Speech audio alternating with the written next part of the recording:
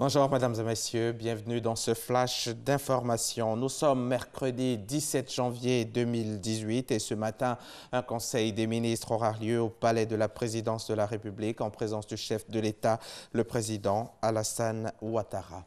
Le CICG, Centre d'information et de communication gouvernementale, a procédé hier au lancement de son nouveau bulletin d'information dénommé Impact Développement, un magazine de 16 pages qui met en exergue les résultats et l'impact de l'action gouvernementale. Il sera édité tous les mois en version numérique, format A4 papier et destiné à l'ensemble de la population dans toutes ses composantes. C'était en présence du ministre de la Communication Bruno Nabagné-Koné, représentant le Premier ministre Amadou Gon Coulibaly. Les vols directs Abidjan, États-Unis d'Amérique, c'est pour bientôt. Ce sera une réalité le 10 mai prochain à 13 h et c'est Ethiopian Airlines qui procédera au premier vol direct Abidjan-New York. Le retour de ce vol inaugural est prévu pour le 12 mai. L'annonce a été faite hier mardi par le ministre des Transports Amadou Koné. Ce projet est l'aboutissement de plusieurs accords passés entre le gouvernement ivoirien, l'aviation civile éthiopienne dans un premier temps et dans un second temps un accord avec la compagnie aérienne éthiopienne. Ethiopian Airlines prévoit donc 4 vols directs par semaine entre Abidjan et des villes américaines. Dans le cadre de ces activités, le ministère de la Communication, de la Poste et de l'économie numérique, en collaboration avec un cabinet, a organisé une formation au profit de son personnel et des structures sous tutelle. La formation a porté sur l'élaboration d'une stratégie de communication en période de crise. Les précisions de David Soyo et Serge Collier.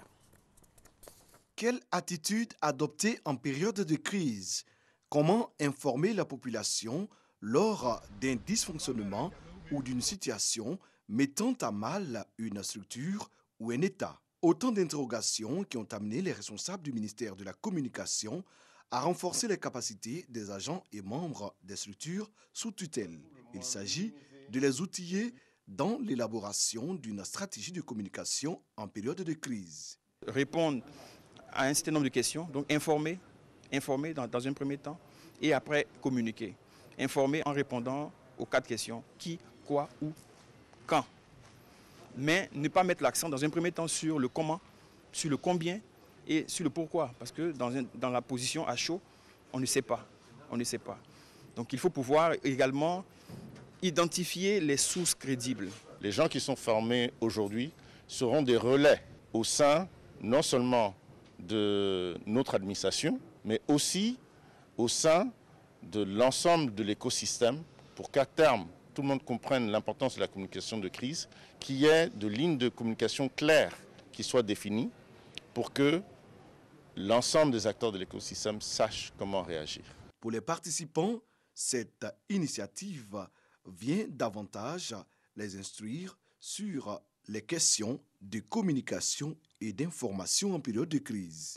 Au total, une trentaine de participants ont pris part à cette rencontre. L'objectif à rechercher est de prévenir et d'être réactif pendant les périodes de crise. Les nouveaux impôts et taxes du projet d'annexe fiscale à la loi de finances pour l'année 2018 ont été présentés et expliqués officiellement aux opérateurs économiques. Pour le gouvernement, l'objectif est clair, créer des conditions d'une économie forte portée par le secteur privé à travers ces mesures fiscales. Mais dans la pratique, ces nouvelles taxes suscitent quelques grincements de dents du côté des opérateurs économiques. Faut-il alors craindre une répercussion sur le prix des produits? Quels sont les impacts de ces nouvelles taxes sur l'activité économique?